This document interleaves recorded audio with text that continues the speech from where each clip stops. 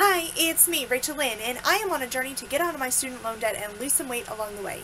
If any of that interests you, go ahead and click that red subscribe button down below and join me on this journey. Stay tuned for this video. I am setting up my net worth for the first time ever.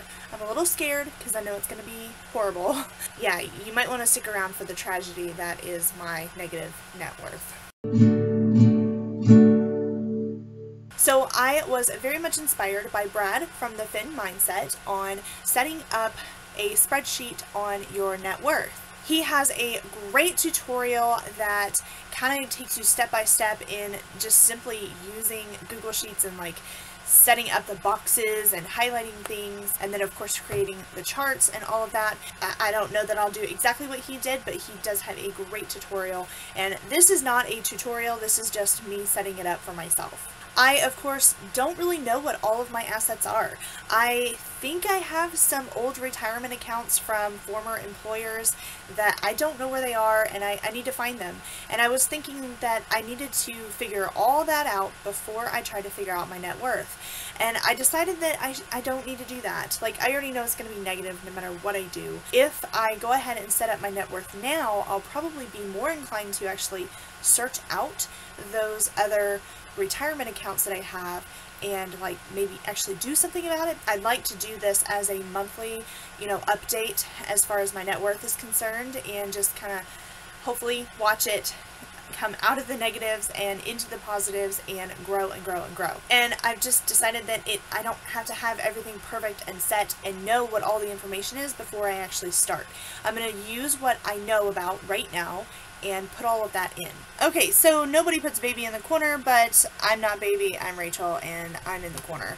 So let's go ahead and get started up here. So I'm actually putting this into my main budget spreadsheet. I just like opened up another tab down here. You can actually see I have a couple of tabs. I don't think you can read exactly what that is, but this is April and that's May, and this I'm going to rename to net worth. Then of course up here I'm going to kind of do what Brad did and of course make it my own, because that's what I always do. I love making everything my own. My budgets of course are based on Budget Girl's budgets, and I made it my own, and that's just what I do. So I am going to start by putting in dates, and I am starting with May. I think maybe like the beginning of May, or maybe I should just start in April, kind of like the end of April kind of thing. Alright, so I didn't like the way that it was showing the date up, so I'm changing the format of that. So now I am ready to put this in, and I should be able to click and drag, and I'm going to go all the way to the end of 2020. There we go. I'm going to put some titles up here so that I know what goes in here. There's the date. This is my net worth. Over here I am going to put my assets, my liabilities, and then my net worth growth. Then over here, kind of in a separate box, actually what I'll do is make this into its own box. And then over here I'm going to do assets, and I'm just going to list all my assets that I know that I have. There's checking C, checking H, checking R, then I have checking my Capital One checking account, then I have savings, and I have sinking funds. Yes, I have that many bank accounts, and I will have to talk about those at another time. I also have a 401k, and then I have an annuity that I got several years ago, and I'm questioning whether I should cash it out or not. Like, I think it has fully matured as of last year, I believe. So I think I can cash it out, but I don't, like, I didn't mean to get an annuity. I don't really even know how I ended up with it, but I have it, and there's like no growth on it whatsoever, but I have it, so I am considering cashing that out to put towards debt, but I don't really know what the answer is on that yet, and so for right now I've just kind of been holding on to it. Now this next item is kind of maybe a controversial one.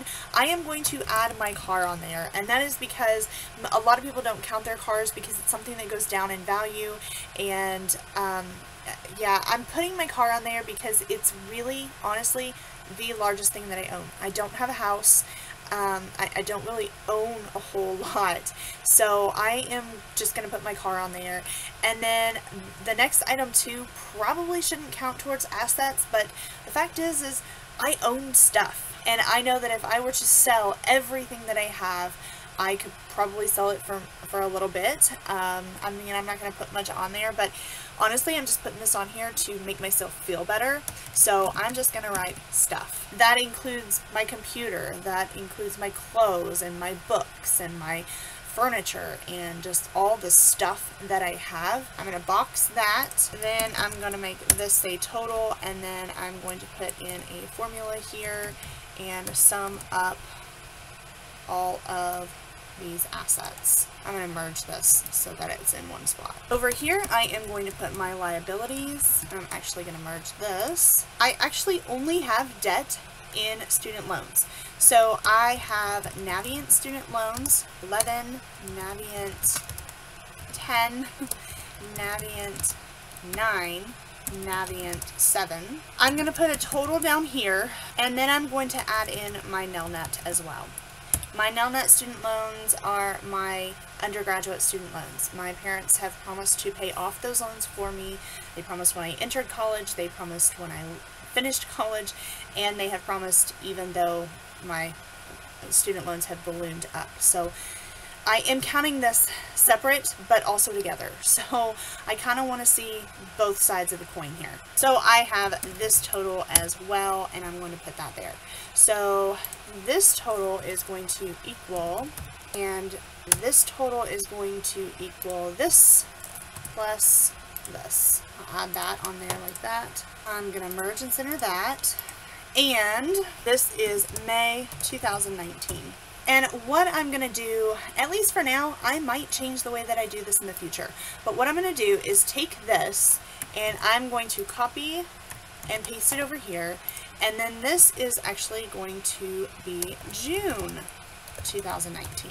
Once I get so many over, then all I have to do is take this and hide it like that. So that way I have record of it as the months go on, and I can hide it so that I don't have to scroll way over, and I can just change all of this manually. So I'm going to undo that. I'm actually going to take this out, so I am going to delete that and start in May. I am going to have this equal my assets here for May. I'm going to have this equal my liabilities here. So my net worth is going to be my assets minus my liabilities, and then I should be able to just click and drag. Then for my net worth growth, there won't be anything here, but for this one, it should be my current month minus the previous month should show my growth. If I've done the math wrong, let me know. And I should be able to click and drag that all the way down. Let's start putting in, you know what? I'm going to start with my liabilities. Call me crazy. I'm going to start with the negative, and then I'm going to end on the positive. So for this one, it is 57.10.46. This one is 74.76.80, 11, 348.23, 16, 826.82.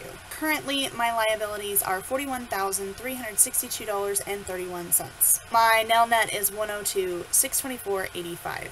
So, yeah, that's where the depressing part is. Honestly, that is, well, 41,000 is pretty depressing because I don't even make that much in a year. So, at least not from my main job, I don't even make that much. That's depressing. Alright, let's add in my assets and make things look a little bit better. I'm realizing this might be wrong, but I'm not sure. So as of today, my checking C has $1477.03 in it. My checking H, that one has $150 in it. Checking R has $300 in it. Those are just buffers because it covers at least one payment of my student loans that come through those accounts, and I just do an automatic payment to the, not payment, but an automatic transfer to those so that my student loans can take automatic payments out. My Capital One checking account, I just keep $250 in there. That is half of my emergency fund. I also use it to easily access my sinking funds and my savings account and all of that, because otherwise I'd have to transfer it to my other bank and that would take several days, whereas with the Capital One, it's instant into that checking account if I need it. By the way, I absolutely love my Capital One 360 checking and savings accounts. I love that they are interest bearing, and you can use a link that I have down below in the description, and you can actually get an account through Capital One 360, which the website is so super easy to use, and I highly recommend them. And if you use my link, then you get a free $25 and I get a free $20. And so it's a win-win for both of us, and they really are a great bank, and I've had them for over a year now, and I absolutely love them, and the ease of the website is it's awesome. So in my savings account, I only have $18.73, and then in my sinking funds, I have $19.49.23. So my 401k has $2,826.39. My annuity has $872.03. Oops, $72.03. I am going to use Kelley Blue Book here to figure out how much my car is worth. I already know about how much it is, but I want to double check. I won't double check this monthly because my car is more than 10 years old, so it's not going to go down in value too much over time, but maybe every few months or so I will double check it and you know, make sure that I have about what it's worth. 2009 Hyundai Accent, 125,000 miles. Hatchback. Dang it, I never know which one my car is. I don't know if it's a GS or an SE. I'm gonna go with GS. So I'm not really sure. It's lowest. I'd rather err on the side of lowest one. Let's just do standard. It is white. I'd say it's good condition. Let's see. How much is it worth? Hey, my car's white, not yellow. Okay, I don't want the trade-in value because that's not what I want at all. If I were to sell private party, it looks like I could get between $2,000 and $3,000. So I'm gonna say maybe $2,500. It's not worth a lot, but it's the largest thing that I own. How could I not put my car in here when it's the biggest thing that I own, even if it is only $2,500? And then as for my stuff, I'm just gonna put $1,000 because I have a lot of stuff that I could sell very easily and could probably get $1,000 out of it if I just had a big yard sale and took all my books to Half Price Bookstore, even the ones that I don't want to part with. This is not going to change either as far as stuff is concerned, but it does make me feel better about you know, what I have. Okay, so my total assets are $11,343.41. That actually does make me feel better. I thought this was going to be really depressing. Yeah, my net worth is negative $30,000, but I thought it would be way worse than that. Although, if you do take into consideration the 100, you know, add in another 100, it really is $130,000. But my situation is somewhat unique in that my student loans are in my name, but I'm not paying for them. So it is a unique situation, which is why I have my total liabilities as $41,000 instead of $143,000. So currently my net worth is negative $30,000. I just realized that this is probably pretty small, so I do apologize if this is pretty small for you to see. Next time I do this, I will try to make it a little bit bigger for you so that it's easier for you to see. Alright, how about that? Is that better? Here is my net worth. I'm not sure if I put my net worth growth on there. I'm not really going to worry about my growth right now anyway, but we'll see if did I get the math right? Leave me a comment down below if I got the math wrong. I'm sure you'll let me know. So net worth, negative $30,018.90. That's kind of depressing, but kind of not. Have you figured out your net worth? Have you made a video on it? Let me know in the comments down below, and I will definitely go check out your video on that. If you haven't made a video, have you thought about your net worth? Have you figured it out? I'm surprised that I'm not as depressed about it as I thought that I would be. It's a lot, but you know what? My net worth is actually less than what I make in a year. My debt is more than what I make in a year, and that makes me feel like crap. But, you know, it's actually not as bad when I actually look at my assets altogether. So, like this video for actually having not as bad of a net worth as I thought, and also for just the fact that it's going to grow over time. So stay tuned, keep watching, make sure you're subscribed, and just join me on this journey as I continue to get out of debt, continue to raise my net worth. It's going to be an amazing ride, I guarantee you. Oh yeah, and I'm losing weight too, so it's amazing. Lots of amazing things are happening on this channel. You don't want to miss it. That's all I have for today. Thank you so much for watching, and I'll see you in the next one. Bye.